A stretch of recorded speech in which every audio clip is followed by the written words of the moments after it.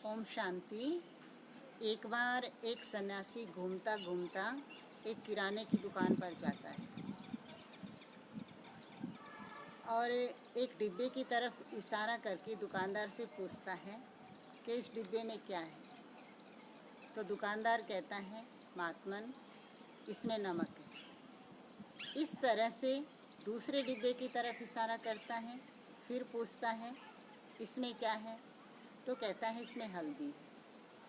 ऐसे बारी बारी हर डिब्बे की तरफ इशारा करके सन्यासी पूछता जाता है और दुकानदार उसे बताता जाता है।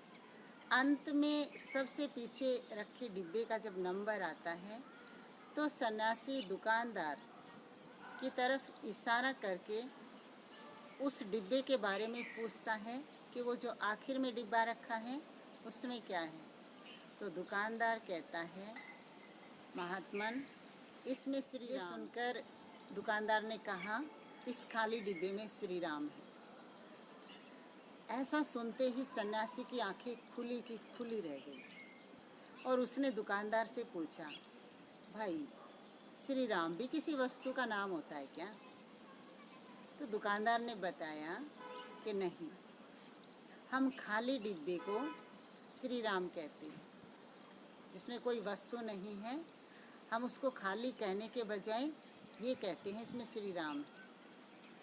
अब सन्यासी बड़ा आश्चर्यचकित और दुकानदार के चरणों में गिर पड़ा। उसने कहा कि जो बात मुझे आज तक समझ नहीं आई, तुमने वो बात मुझे इतनी सहज तरीके से समझा दी। क्योंकि सन्यासी को समझ आ गया था कि जब तक हमारे मन में काम, क्रोध, लोभ, मोह, अहंकार, ईर्ष्या, द्वेष, घृणा आदि ये सब चीज़ें भरी रहेंगी, तब तक श्री राम हमारे दिल में नहीं बैठ सकते। परमात्मा को अपने दिल में बिठाने के लिए हमें अपने मन को खाली रखना पड़ेगा। तो देखो, एक छोटे से दुकानदार के पास भी इतना ज्ञान है कि एक सन्यासी को भी उसने ये ज्ञान देकर गुरु की उपाधि धारण की। ओम शांति।